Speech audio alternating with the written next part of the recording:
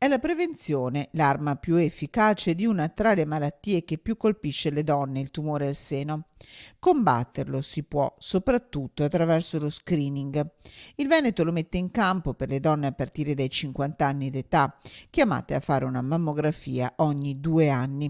L'associazione Padova Bene Comune, dati scientifici alla mano, è pronta a scendere in piazza con una raccolta firme da consegnare al presidente Zaia e all'assessore alla sanità Coletto, perché si parte dai 40 anni e lo fa dalla storia di Maria Antonietta. Io l'anno scorso, a 47 anni, ho scoperto di avere il tumore al seno quando era già sintomatico e mi sono resa conto che se fossi stata coinvolta in uno screening e chiamata a fare la mammografia anche soltanto un anno prima, l'impatto sarebbe stato diverso, sarei arrivato a uno stadio diverso, con un'operazione, una terapia e un percorso molto diverso. I dati scientifici parlano chiaro, spiega Antonino Pipitone, medico e portavoce dell'associazione. Sono circa 600.000 le donne che dai 40 ai 50 anni in Veneto non hanno lo screening che dovrebbe, a nostro avviso, fare la Regione. La Regione Veneto oggi ha tutte le carte in regola, ha la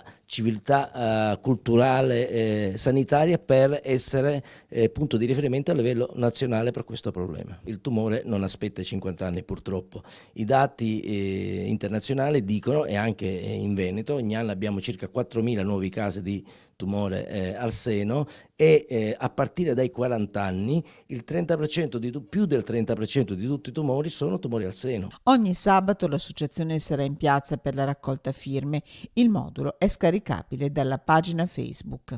La mia esperienza deve avere un senso e quindi se si riesce a far abbassare l'età di screening in tutta la regione Veneto, probabilmente sono tante le donne che ne potrebbero beneficiare e quindi questa è la cosa importante. Firmiamolo e fermiamolo.